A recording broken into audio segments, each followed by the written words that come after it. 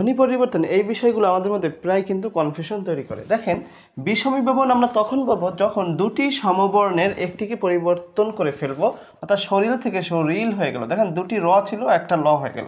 লাল থেকে নাল, আনানস থেকে আনারস, দুটি সমবর্ণের একটির পরিবর্তন হলো বিষমীভবন, অর্থাৎ ভবনকে অসমান করা, বিষম করা।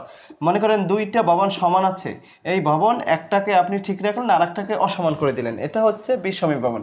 আর ধ্বনি বিপর্যয়, ধ্বনি বিপর্যয় হলো ধ্বনি পরস্পর পরিবর্তন, পরস্পর জায়গা পরিবর্তনকে ধ্বনি বিপর্যয় বলবো।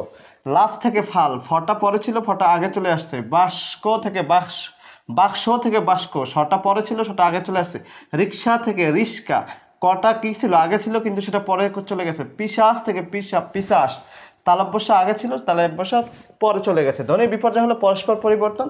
আর ব্যঞ্জন বিকৃতি হচ্ছে কবার থেকে, অর্থাৎ একটি ব্যঞ্জন বর্ণের পরিবর্তন ঘটানো। বাক্যের মধ্যে, শব্দের মধ্যে একটি ব্যঞ্জন বর্ণের যখন আপনি পরিবর্তন ঘটাবেন তখন আমরা বলছি ব্যঞ্জন বিকৃতি। কবাট থেকে কপাট, শাক থেকে শাক, ক গ হয়ে গেল, তারপরে আপনার বক প হয়ে গেল। হ্যাঁ, ব্যঞ্জন চ্যুতি হচ্ছে সমবর্ণের দুটি ব্যঞ্জনের একটি যখন আপনি ফালাই দিবেন, চ্যুত, চ্যুত হওয়া, পড়ে যাওয়া। ব্যঞ্জন চ্যুতি হচ্ছে সমবর্ণের একটি পড়ে যাওয়া, বৌদিদি থেকে বৌদি, বড়দাদা থেকে বড়দা। কিন্তু বিষমীভবন হচ্ছে সমবর্ণের একটির পরিবর্তন করবেন, একটির পরিবর্তন সাধিত হলে বিষমীভবন হবে। আর ব্যঞ্জনচ্যুতি হচ্ছে সমবর্ণের দুটির একটি ফালাই দেবেন।